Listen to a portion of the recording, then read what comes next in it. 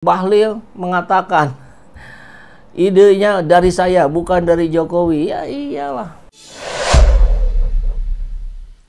Bismillahirrahmanirrahim. Assalamualaikum warahmatullahi wabarakatuh. Selamat datang di ruang kedaulatan rakyat, di mana kebebasan berekspresi tak boleh dibungkam. Sahabat SC, ini kado akhir tahun kita, sekaligus menjadi kado terpahit bagi bangsa Indonesia. Jokowi menjadi finalis tokoh dunia paling korup, luar biasa. Dan tentu ini tidak mengobati yang besok diketok palu nanti jam 12 malam mulai ya, PPN 12%.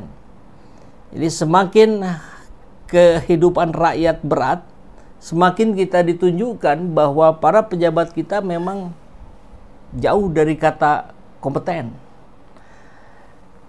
Rakyat Indonesia barangkali bisa diakalin dengan survei 80% kepuasan terhadap Jokowi. Tapi rakyat dunia tidak bisa. Yang memberikan penilaian itu representasi dunia.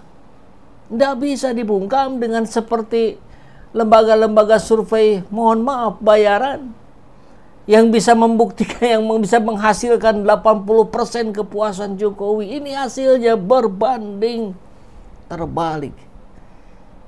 Ini sudah diangkat oleh berbagai media mainstream. Yang lucunya ada beberapa, CNN misalkan ya, itu postingan di akun X-nya itu hilang. Entah siapa yang menghilangkan.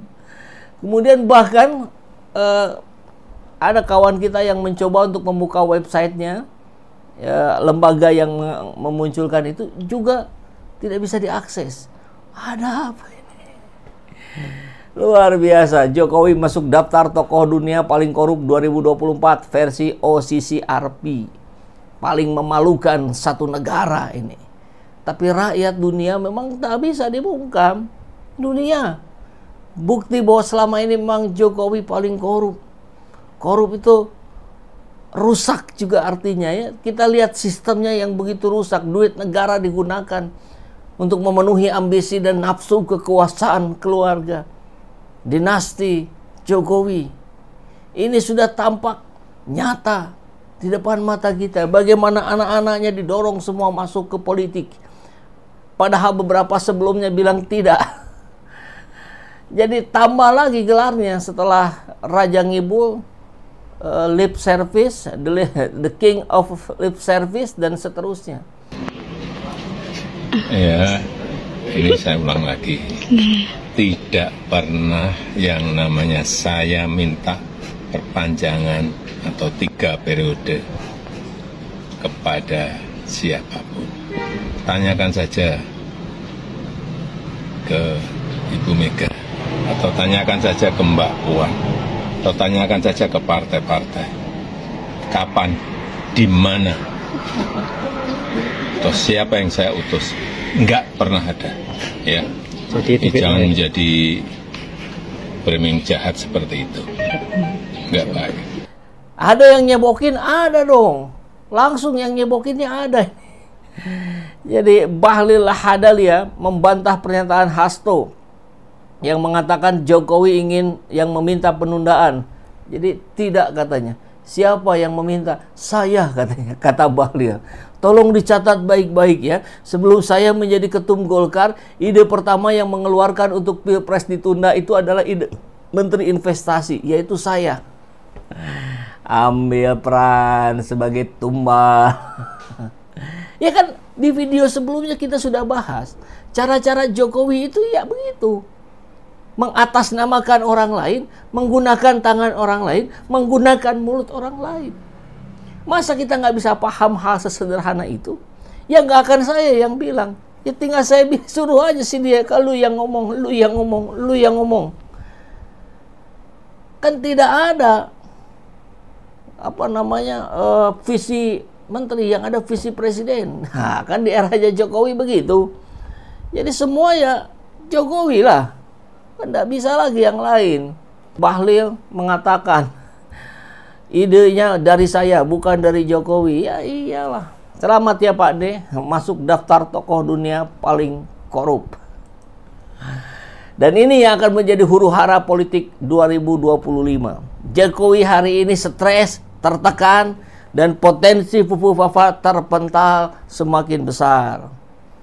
Kita lihat, kalau sebelumnya CNN memberitakan, saya kira semuanya sudah memberitakan, termasuk Tempo ya.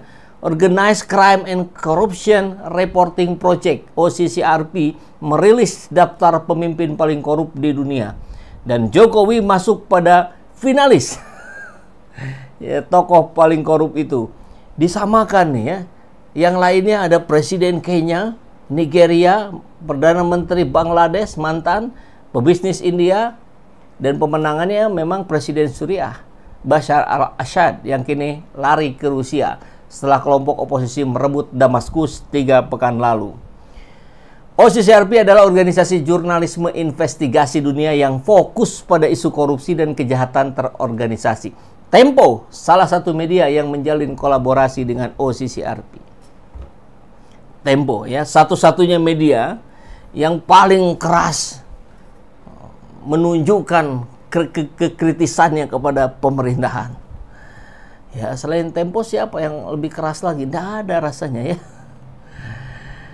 Nah, tapi yang pasti, sudah ada belum yang sebut OCCRP ini anak abah, kaum lowbat, dan pasukan sakit hati? Sudah ada.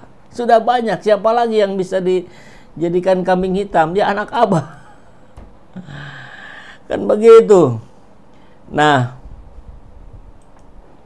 tapi kita harus ingat ya, korupsi tak cuma nyolong duit nih, kata Dani Laksono, dan kita pahami bersama juga ya. Dalam kasus Jokowi, ia menciptakan ekosistem dan budaya koruptif. Ini yang jauh lebih berbahaya, jauh lebih parah. Bukan sekedar dia melakukan korupsi, dia menciptakan ekosistemnya. Sehingga barangkali gambaran sederhananya, orang pejabat masuk itu nggak bisa nggak korupsi, dia harus korupsi. Kalau dia tidak korupsi, dia terpental. Dia harus mundur. Kurang lebihnya begitu. Satu, pelemahan dan kemunduran KPK yang dia ciptakan ekosistemnya ya.